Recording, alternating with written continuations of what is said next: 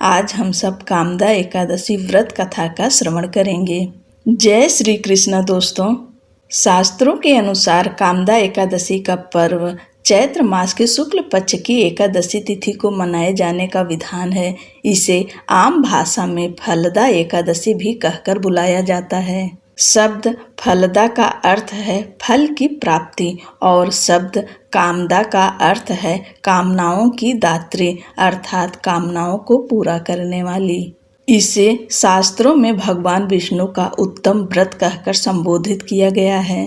कामदा एकादशी को ब्रह्मा हत्या आदि पापों तथा पिशाचत्व आदि दोषों का नाश करने वाली एकादशी माना जाता है। इस कथा को पढ़ने, सुनने और सुनाने वाले सभी की इच्छाएं होती है पूरी। भगवान विष्णु की कृपा से हर मनोकामनाएं पूर्ण होती है। आप सभी को कामदा एकादशी व्रत की ढेर सारी शुभकामनाएं।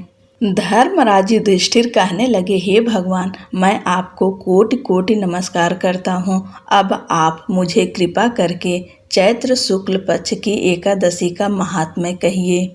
श्री कृष्ण कहने लगे, हे धर्मराज, यही प्रश्न एक समय राजा दिलीप ने गुरु वशिष्ठ जी से किया था और जो समाधान उन्होंने किया वो सब मैं तुमसे कहता हूँ।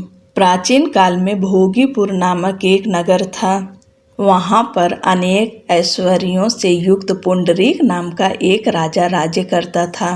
भोगीपुर नगर में अनेक अप्सरा, किन्नर तथा गंधर्व वास करते थे। उनमें से एक जगह ललिता और ललित नाम के दो स्त्री पुरुष अत्यंत वैभवशाली घर में निवास करते थे। उन दोनों में अत्यंत स्नेह था, यहाँ तक कि अलग अलग हो जाने पर दोनों व्याकुल हो जाते थे। एक समय पुंडरीक की सभा में अन्य गंधर्वों सहित ललित भी गान कर रहा था। गाते गाते उसको अपनी प्रिय ललिता का ध्यान आ गया और उसका स्वर भंग होने के कारण गाने का स्वरूप बिगड़ गया। ललित के मन के भाव जानकर कारकोट नामक नाग ने पद भंग होने का कारण राजा से कह दिया। तब पुंडरीक ने क्रोधपूर्वक कहा कि तू मेरे सामने गाता हुआ अपनी स्त्री का स्मरण कर रहा है, अतः तू कच्चा मांस और मनुष्यों को खाने वाला राक्षस बनकर अपने किए कर्म का फल भोग। पुंडरीक के श्राप से ललित उसी क्षण महाकाय विशाल राक्षस हो गया। उसका मुख अत्यंत भयंकर, नेत्र सूर्य चंद्रमा की तरह प्रदीप्त तथा मुख से अग्नि निकलने लगी। उसकी नाक पर्वत की कंदरा के समान विशाल हो गई और गर्दन पर्वत के समान लगने लगी। सिर के बाल पर्वतों पर खड़े वृक्षों के समान लगने लगे तथा भुजाएं अत्यंत लंबी हो गई। कुल मिलाकर उसका शरीर 8 योजन के विस्तार में हो गया। इस प्रकार राक्षस होकर वह अनेक प्रकार के दुख भोगने लगा। जब उसकी प्रियतमा ललिता को यह वृत्तांत मालूम हुआ तो उसे अत्यंत खेद हुआ और वह अपने पति के उद्धार का यत्न सोचने लगी। वह राक्षस अनेक प्रकार के घोर दुख सहता हुआ घने वनों में रहने लगा। उसकी स्त्री उसके पीछे पीछे जाती और विलाप करती रहती। एक बार ललिता अपने पति के पीछे घूमती घूमती विंध्याचल पर्वत पर पहुंच गई, जहाँ पर श्रृंगी ऋषि का आश्रम था। ललिता शीघ्र ही श्रृंगी ऋषि के आश्रम में गई और वहाँ जाकर विनीत भाव से प्रार्थना करने लगी।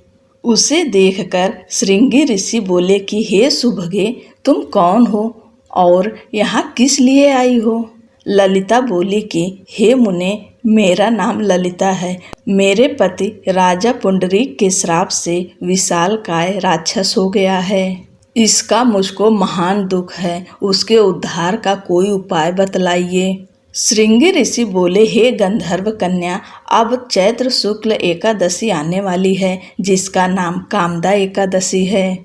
इसका व्रत करने से मनुष्य के सब कार्य सिद्ध होते हैं। यदि तू कामदा एकादशी का व्रत कर उसके पुण्य का फल अपने पति को दे दो तो वह शीघ्र ही राक्षस योनि से मुक्त हो जाएगा और राजा का श्राप भी अवश्यमेव शांत हो जाएगा। मुनि के ऐसे वचन सुनकर ललिता ने चैत्र शुक्ल एकादशी आने पर उसका व्रत किया और द्वादशी को ब्राह्मणों के सामने अपने व्रत का फल अपने पति को देती हुई भगवान से इस प्रकार प्रार्थना करने लगी, हे प्रभु, मैंने जो यह व्रत किया है इसका फल मेरे पति देव को प्राप्त हो जाए, जिससे वह राक्षस योनि से मुक्त हो जाए। एकादशी का फल देते ही उसका पति राक्षस योनि से मुक्त होकर अपने पुराने स्वरूप को प्राप्त हुआ। फिर अनेक सुंदर वस्त्राभूषणों से युक्त होकर ललिता के साथ विहार करने लगा। उसके पश्चात वे दोनों विमान में बैठकर स्वर्गलोक को चले गए।